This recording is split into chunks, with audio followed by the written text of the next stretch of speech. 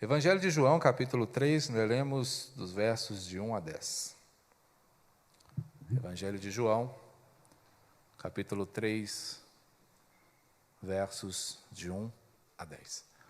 Assentados como estamos, porém com toda a reverência, leiamos o texto em questão, que diz assim: Havia entre os fariseus um homem chamado Nicodemos, um dos principais dos judeus. Este de noite foi ter com Jesus e lhe disse: Rabi, sabemos que és mestre vindo da parte de Deus, porque ninguém pode fazer estes sinais que tu fazes, se Deus não estiver com ele. A isto respondeu Jesus: em verdade te digo, que se alguém não nascer de novo, não pode ver o reino de Deus. Perguntou-lhe Nicodemos: como pode um homem nascer sendo velho? Pode, porventura, voltar ao ventre materno e nascer segunda vez? Respondeu Jesus: em verdade te digo, quem não nascer da água e do Espírito não pode entrar no reino de Deus. O que é nascido da carne é carne, e o que é nascido do Espírito é Espírito. Não te admires de eu te dizer: importa-vos nascer de novo.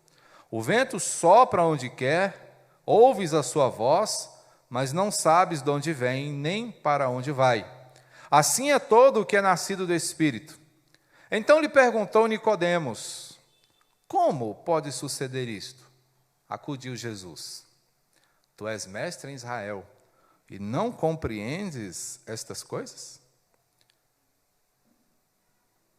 Com a pergunta do mestre, fechemos os nossos olhos e oremos nesse momento. Bendito Senhor, imaginamos-nos nesta conversa e nos perguntamos como responderíamos às tuas perguntas. O que falaríamos ao Senhor, que é todo sabedoria, que é todo conhecimento, que és o próprio Deus. Por isso, ó Deus, nesse instante, não nos atrevemos a te perguntar, mas nos prontificamos a ouvir. Fala, portanto, ó Deus, ao coração da tua igreja. Fala, Senhor, particularmente a cada um. Estamos todos nós, ó Deus, aqui, desejosos de conhecer a tua vontade. Peço-te, ó Deus, no entanto, que o pregador escolhido pelo Senhor para esta oportunidade não seja um empecilho à compreensão da tua igreja, mas fala, apesar dele, apesar da sua audiência, apesar de todos nós. Desperta-nos por amor do teu próprio nome, eu te peço em nome de Jesus. Amém. Há uma frase interessante atribuída a Abraham Lincoln, quando certa vez ele, pensando acerca de um assunto, disse assim: eu entendo que um homem possa olhar para baixo, para a terra, e ser um ateu, mas não posso conceber que olhe para os céus e diga que Deus não existe. A existência de Deus, ela tem sido um tema bastante controverso, bastante compartilhado entre as pessoas. Há canções, há filmes, produções, há debates intensos sobre a existência do Senhor. Mas algo interessante eu ouvi esta semana de um jovem, que aparentemente não é brasileiro, que quando arguído sobre a existência de Deus de forma violenta e cruel, a sua resposta foi muito interessante, porque ele disse: olha, deixa eu te falar, Deus não existe. Porque o que existe, um dia não existia. É importante que se entenda que Deus é. Todas as vezes que Deus se refere a si mesmo na palavra, Ele diz, eu sou. E embora aquele jovem colocasse isso de forma tão simples, eu achei tão profundo, porque coaduna perfeitamente com a palavra e faz-nos lembrados de que realmente Deus é. Deus não existe, porque Deus é, sempre foi. Deus em momento algum foi criado, idealizado ou iniciado. Deus é eterno. Um assunto bastante teológico, que renderia boas discussões. E aqui nós temos uma conversa de gente grande. Porque Jesus aqui não está conversando com um coxo, não está conversando com uma mulher enferma, com uma mulher pecadora, mas ele está conversando com gente importante. Esse texto retrata para nós a conversa de Jesus com Nicodemos, quando este o visita à noite para tirar da sua cabeça algumas caraminholas que estavam ali. Nicodemos era um fariseu, um homem versado na lei, um homem respeitado. O texto deixa claro para nós que ele era um dos principais, era um príncipe, era um homem reconhecido, era uma pessoa de renome, não era, por assim dizer, qualquer um, não era da plebe, não era da ralé, como muitos gostam de dizer. Era alguém de posição. Mas ele procura Jesus à noite. Há uma série de afirmações sobre o fato de ele ter ido a Jesus à noite. Será que ele não queria ser visto com Jesus? Será que ele queria um momento mais sossegado com o mestre, que estava sempre cercado de gente? A gente pode pensar em várias possibilidades. Mas o fato é que ele vai a Jesus à noite, Jesus o recebe, e ele chega a Jesus com uma série de perguntas na cabeça. Ele chega a Jesus cheio de porquês, com algumas coisas interessantes, porque ele se apresenta a Jesus bastante solícito. Não vemos nesse homem, Nicodemos, a altivez que era comum dos fariseus. Ele chega a Jesus de forma respeitosa, educada. Ele dá a Jesus alguma honra, chama Jesus de mestre, coloca Jesus numa perspectiva de igualdade com ele. Então percebam que há em Nicodemos algumas qualidades que chamam a nossa atenção. Mas a sua conversa com o mestre, ela é bastante significativa para nós, porque Nicodemos vai tratar com Jesus sobre suas dúvidas. O que nos faz pensar que é útil conversar com o mestre sobre as dúvidas que muitas vezes pairam em nosso coração. Qual de nós não tem dúvidas em algum momento da vida? Quantos de nós não se deparam com questões que são difíceis para a gente entender? Quantos de nós, muitas vezes, não fica perplexo diante de uma doutrina, diante de um ensinamento? Jesus está vindo de um momento em que ele repreende a superficialidade da fé das pessoas. Jesus estava começando o seu ministério, havia muita coisa acontecendo, muitos sinais, as notícias do que ele havia feito em Caná da Galileia começam a correr e as pessoas começam a se achegar. E à medida que os sinais vão acontecendo, muita gente vai crendo. Só que Jesus faz um questionamento interessante, aqui nos versos 23 e 24 do capítulo 2, porque quando diz o texto, estando ele em Jerusalém durante a festa da Páscoa, muitos, vendo os sinais que ele fazia, creram no seu nome. Mas o próprio Jesus não se confiava a eles, porque os conhecia a todos. E não precisava de que alguém lhe desse testemunho a respeito do homem, porque ele mesmo sabia o que era a natureza humana. Então Jesus não ficava surpreendido ou maravilhado com o fato das multidões virem por causa dos seus sinais. Jesus não ficava, não é, de uma certa forma, surpreso com isso, mas ele ficava decepcionado, porque as pessoas estavam indo atrás das maravilhas que ele fazia. As pessoas criam porque viam coisas que elas nunca tinham visto. E Jesus sabia, conhecendo o coração humano como ele conhece, que essa fé não era a fé salvadora. Era uma fé superficial, era uma fé apegada aos sinais, e a verdadeira fé, ela independe de sinais. Ela crê antes dos sinais acontecerem. Por isso é importante conversar com Jesus sobre aquilo que divide o nosso coração. Porque à medida que o Senhor vai conversando com aquele homem, e ele vai mostrando as suas dificuldades, Jesus vai dizendo para ele o que realmente é preciso, para que dúvidas possam ser tratadas no coração. Como é que nós podemos, igualmente, Nicodemos, tratar as dúvidas que surgem no nosso coração, as dificuldades com as quais nos deparamos ao longo da vida? E Jesus, ele não faz caso da pessoa de Nicodemos. Não quero dizer aqui que Jesus o distratou, mas Jesus não fica cheio de dedos com Nicodemos.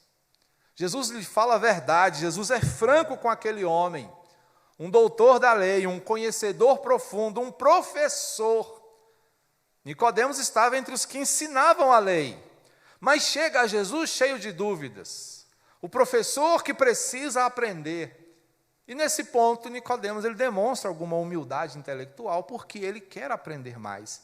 Ele quer conhecer, ele quer saber das coisas que ele não entende. E a isso o Senhor diz para ele algo interessante.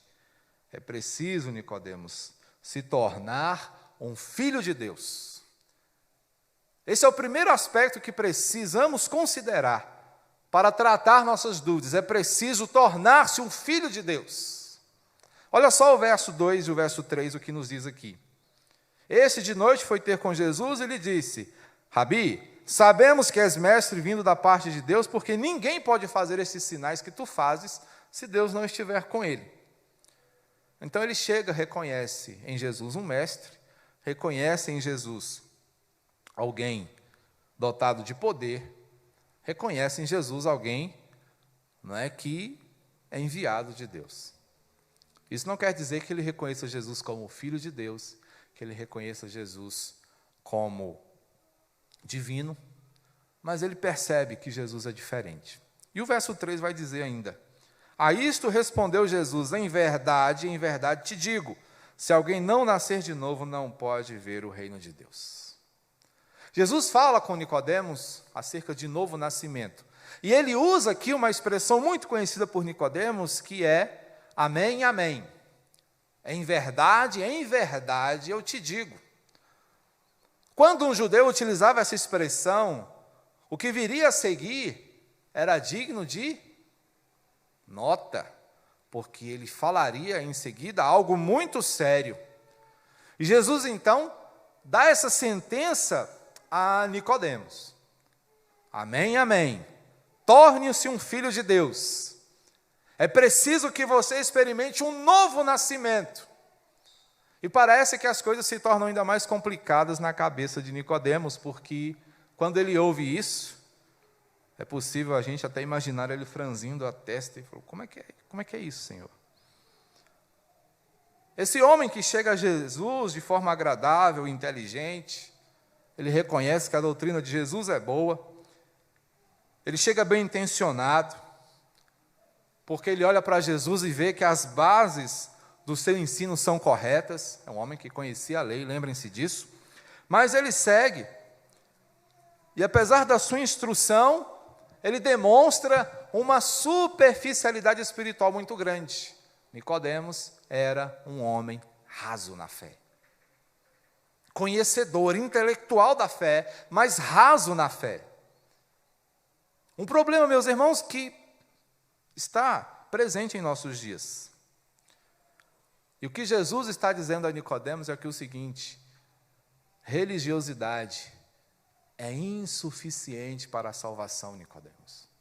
Não basta ser um religioso, não basta fazer tudo certo, não basta seguir os rituais, não basta guardar a lei, é preciso que você saiba o que fazer com estas coisas, e isto a religião não vai fazer por você. Por isso Jesus fala de novo nascimento. Jesus está falando de uma vida completamente nova. Jesus está aqui dando a Nicodemos uma dica interessante: você precisa recomeçar. Você precisa percorrer o caminho todo de novo. Com isso, Jesus está dizendo o seguinte para ele: olha, já que você é um religioso, você precisa abandonar algumas coisas que a religiosidade disse para você serem suficientes, e que eu digo que não são. Abandone, meu querido, a sua religiosidade, porque ela tem te feito crer que a sua justiça própria é suficiente. Uma pessoa que se ampara na própria justiça é aquela que se basta. É aquela que acredita que tudo que ela faz é suficiente. Qual é o problema disso, pastor? De eu caminhar certinho, de eu ser um bom frequentador, de eu ser um dizimista fiel, de eu ser alguém que não fale mal dos outros. Não há nenhum problema, desde que você não acredite a estas coisas, a sua salvação, a sua santidade. O problema da religiosidade é que ela nos coloca à parte do Senhor. Ela nos coloca como seres independentes do Senhor. E faz com que nós entendamos que a salvação é por mérito. Como Deus não salvaria uma pessoa como eu? É por essa razão que muitas vezes a gente se indigna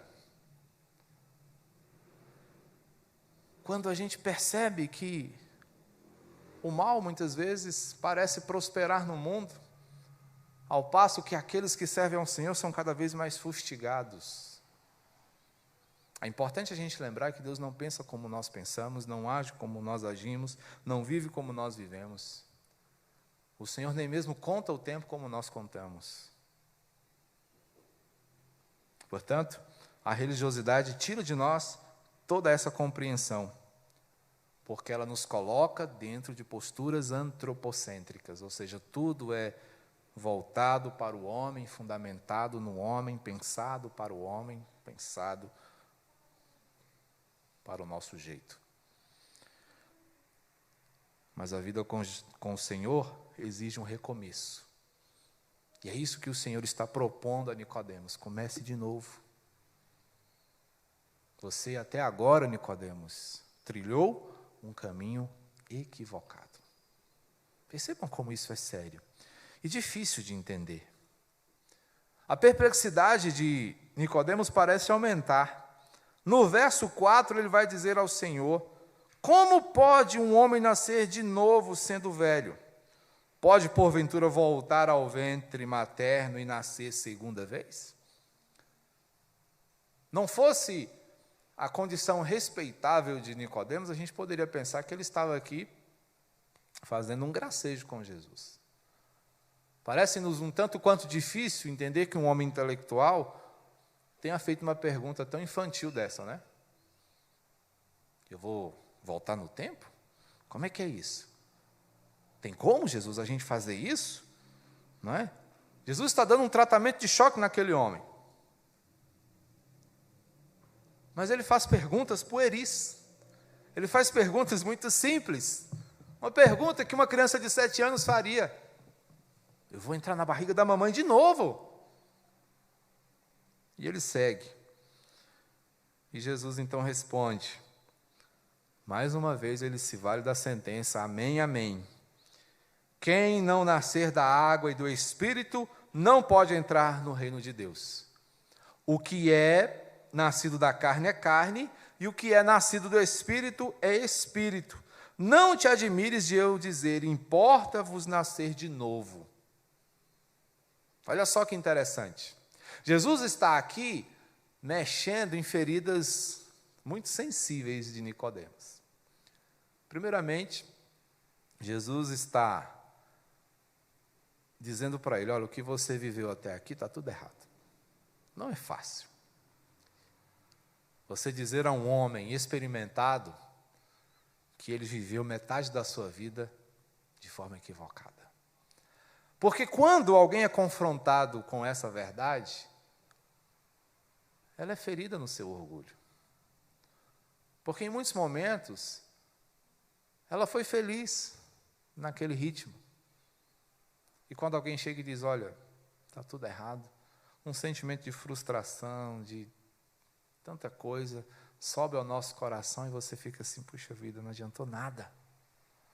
Jesus faz isso com Nicodemos. Nicodemos, a religiosidade que você tanto defende, a religiosidade que o seu grupo, não é, arvora ser a melhor, não vai dar o que você está procurando. É duro, mas é o que Jesus faz com Nicodemos. Ele segue dizendo: quem não nascer da água e do Espírito não pode entrar no reino de Deus. Interessante que quando a gente fala de água, especialmente quando a gente vê essa figura no Novo Testamento, a gente pensa logo no batismo. Só que bem sabemos, o batismo ele não é salvífico. Temos relatos de muitas pessoas que foram salvas antes de serem batizadas. Não tiveram tempo para isso. O ladrão da cruz é um exemplo. Mas Jesus está aqui remetendo a conversa a uma perspectiva de purificação. E quando ele usa esse tema, ele sabe que Nicodemos entende bem do assunto. Porque é um tema muito forte no Antigo Testamento que ele conhecia perfeitamente. É possível que Jesus esteja falando com Nicodemos sobre Ezequiel, quando este no capítulo 36, na sua profecia, diz assim: tornar-vos-ei entre as nações e vos congregarei de todos os países, e vos trarei para a vossa terra, então aspergirei água pura sobre vós, e ficareis purificados. De todas as vossas imundícias e de todos os vossos ídolos, vos purificarei. Dar-vos-ei coração novo, e porei dentro de vós espírito novo, tirarei de vós o espírito de pedra, e vos darei coração de carne. Porei em vós o meu espírito, e farei que andeis nos meus estatutos, e guardeis os meus juízos, e os observeis. Então Jesus está dizendo a Nicodemos o seguinte: olha, o que todo coração humano precisa é ser limpo, é ser lavado, é ser purificado. É sair da perspectiva de autossuficiência e reconhecer que é necessário ser dirigido por Deus. Aqui é o segundo aspecto desse tratamento para um coração em dúvida. Portanto, ao conversar com Jesus sobre as suas dúvidas, Nicodemos é apresentado a esta segunda orientação. É preciso, além de se tornar filho, ser dirigido por Deus. É preciso que o nosso coração seja conduzido pela palavra, seja conduzido pela vontade de Deus, seja conduzido pelos seus estatutos.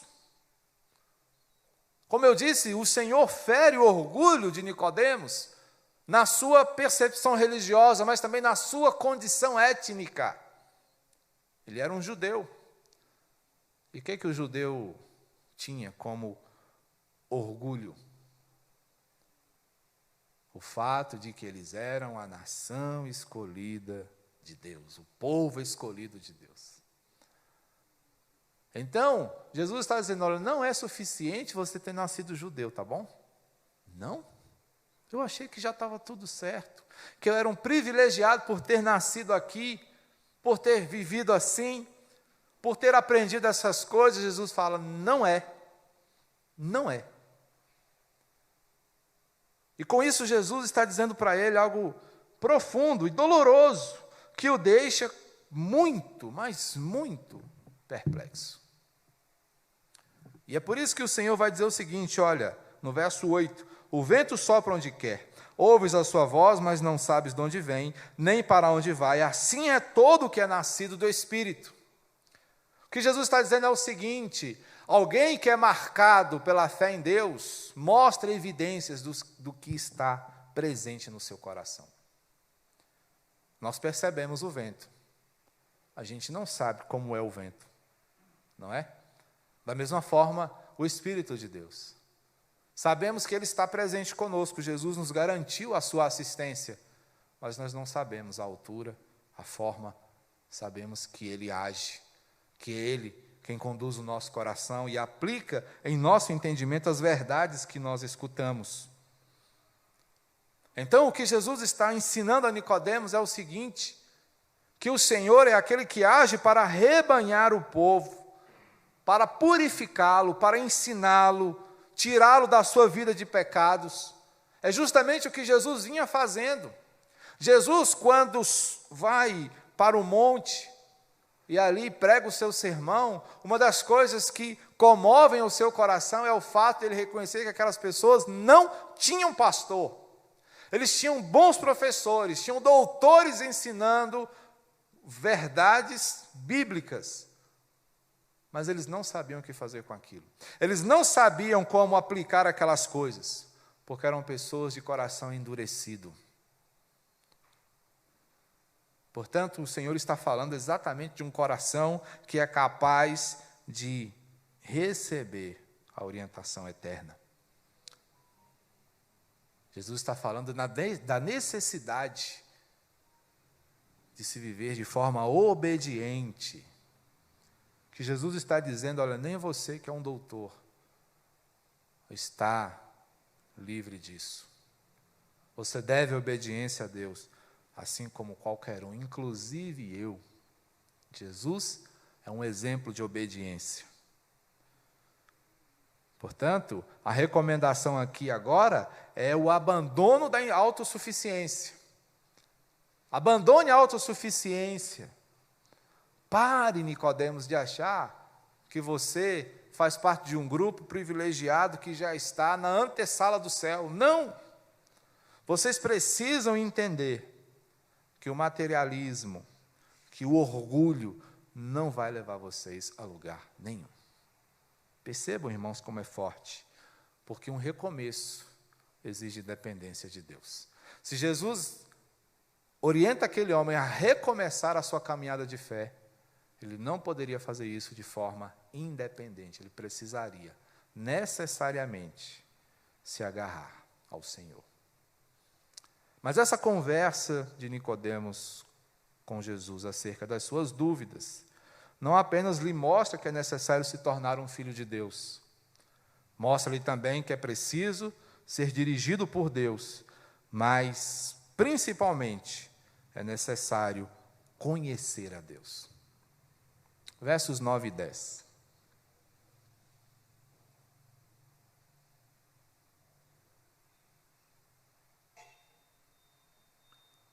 O verso 9 nos diz assim: Então lhe perguntou Nicodemos, como pode suceder isto? Interessante aqui a sequência do texto. Acudiu Jesus. Isso leva-nos a crer que Nicodemos estava já em desespero. Eu imagino que naquela noite Nicodemos não dormiu. Que conversa foi aquela? Eu vou tirar umas dúvidas e volto. É por essa razão que eu não gosto de tratar assuntos complexos de noite. De manhã a gente tem o dia para ruminar, mas de noite é só perturbação. Você acaba sonhando com a história dessa. Mas Jesus o socorre. E olha como Jesus o socorre. Você é mestre em Israel e não sabe essas coisas. O que Jesus está dizendo para ele é o seguinte: olha, eu não estou falando nada novo, filho. O problema é que você nem sabe o que você estava ensinando. Você está falando de uma matéria que você não domina. Olha como Jesus é corajoso. Em verdade te digo, ó amém, amém. Dizemos o que sabemos e testificamos o que temos visto, contudo, não aceitais o nosso testemunho. Jesus está aqui agora, não é, fazendo Nicodemos refletir. sobre a atitude dos fariseus, que brigam, matam por causa da tradição, mas no final das contas não sabem nem pelo que estão brigando. Então Jesus diz: olha, vocês estão falando de Deus, mas vocês nem sabem quem é Deus. Vocês dizem que são os defensores do Senhor, mas vocês nem sabem o que é valioso para Ele, porque vocês não possuem o verdadeiro entendimento. E o que vocês precisam entender acerca do conhecimento de Deus é que isso não é uma obra humana. Quando Jesus diz aqui, no verso 6, que o nascido da carne é carne, ele está dizendo exatamente isso, que carne só produz carne. Que o fruto da carne são ações carnais. Que motivado pelas minhas próprias perspectivas, eu só vou produzir perspectivas e ações juscelinianas. Olha que legal. Aí chega de tanto ismo. Eu não quero estabelecer o juscelismo, porque seria algo tão somente meu. E eu não posso fazer nada por ninguém, nem por mim mesmo. Então Jesus está aqui repreendendo aquele doutor, aquele professor da lei, mostrando qual era a sua real necessidade. Conheça a Deus, Nicodemos. Ame a Deus. E deu certo. Porque a gente vai ver lá na frente que Nicodemos foi um homem que foi mudando aos poucos. Lá no capítulo 7 você vai vê-lo defendendo Jesus lá no Sinédrio. No capítulo 19 você vai vê-lo junto com José de Arimateia se preparando para embalsamar o corpo de Jesus. Então aquele homem já não se esconde mais, ele não vai mais à procura de Jesus à noite, ele já assume publicamente que ele é um cristão. Mas isso leva um tempo. Mas Jesus está dizendo ali para ele: olha, conhecer Jesus independe do sistema legalista. Vocês acham que conhecem a Deus, que sabem o que Deus quer, mas na verdade vocês são ignorantes. O que Jesus está dizendo para Nicodemos e para nós, meus queridos, é que nós precisamos da revelação especial que a palavra do Senhor nos traz, para que nós possamos entender quem é o Senhor, qual é a sua vontade e servi-lo como ele deve ser servido. Interessante isso, maravilhoso na verdade, porque quando Jesus olha e constata o fracasso espiritual do povo, a raiz é essa. Paulo, pensando nisso, escreve aqui em Romanos 10, 2 e 3, lhes dou testemunho do que eles têm zelo por Deus, mas não com entendimento. Porquanto, desconhecendo a justiça de Deus, procurando estabelecer a sua própria, não se sujeitaram a que vem de Deus. Esse era um grave problema dos fariseus. Colocavam uma carga sobre o povo que eles não queriam carregar. É o que a religiosidade faz. Obviamente nós estamos pensando aqui numa graça que é barateada. Mas também não estamos pensando numa religiosidade que é extremamente pesada e difícil de carregar. Mas essa era a condição dos fariseus. Sabe por quê? Zelo sem entendimento produz religiosidade. Quando você é zeloso, mas não sabe pelo que você zela, você se torna apenas um mero religioso. Então, o homem não pode fazer nada sozinho. Como Cristo diz lá em João 15:5, sem mim, nada podeis fazer. É preciso vencer a ignorância. E vencemos a ignorância ao abraçarmos as verdades bíblicas, abandonarmos a incredulidade e crermos em Jesus. A fé em Jesus é o que cada um de nós necessita. O diálogo segue até que Jesus afirma no verso 16 o texto que nós tanto conhecemos. Porque Deus amou o mundo de tal maneira que deu o seu Filho unigênito, para que todo aquele que nele crê não pereça, mas tenha a vida eterna. Para que todo aquele que nele crê não pereça.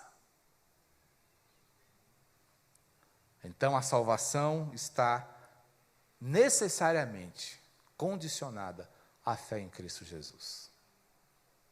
Essa é a mensagem do Senhor para Nicodemos e para todos nós. Porque a dependência de Deus nos faz vê-lo como ele realmente é e também nos faz enxergar como realmente nós somos. Portanto, Jesus, ao confrontar aquele homem, trata as suas dúvidas. E estas, por sua vez, o levam a reconhecer que ele precisava, de fato, ser um filho de Deus, coisa que ele ainda não era.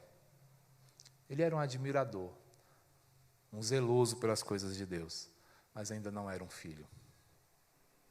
O que nos torna filhos do Senhor é a fé em Cristo Jesus.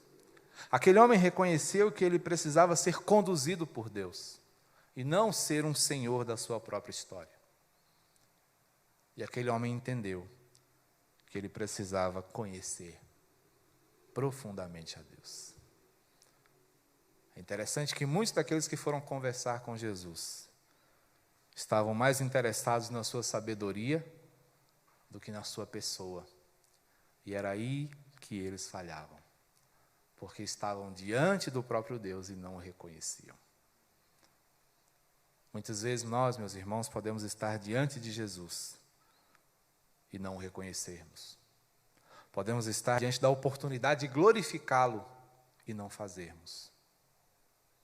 Que Ele nos ajude a sermos a cada dia pessoas cuja convicção no Senhor e no seu amor seja ainda mais forte, para que não restem dúvidas e para que estas não nos impeçam de desenvolver um relacionamento perfeito com Deus. Amém? Que não haja dúvidas em seu coração. Vamos orar? Bendito Senhor e Salvador, muito obrigado. Nós te louvamos, porque a tua palavra, sempre viva e eficaz, nos argui a consciência, nos desperta. Oramos, ó Deus, para que o Senhor extirpe do nosso coração toda e qualquer dúvida, a fim de que tenhamos a plena certeza de quem somos, de quem nos guarda e nos dirige, e de quem é o Senhor para nós. Obrigado, meu Deus, pela tua igreja, que se reúne nessa oportunidade para ouvir a tua palavra. Fale, ó Deus, profundamente ao nosso coração e desperta-nos em nome de Jesus. Amém. Vamos colocar de pé, irmãos, receber a bênção. Que a graça de nosso Senhor e Salvador Jesus Cristo, o amor de Deus, o nosso Pai, e o consolo, a orientação e o poder do Espírito Santo sejam sobre todo o povo de Deus, tirando as suas dúvidas, orientando a sua caminhada, fortalecendo a sua fé até aquele dia em que o Mestre virá para buscar a sua igreja, e esta com ele o adore por todo sempre e pelos séculos dos séculos. Amém.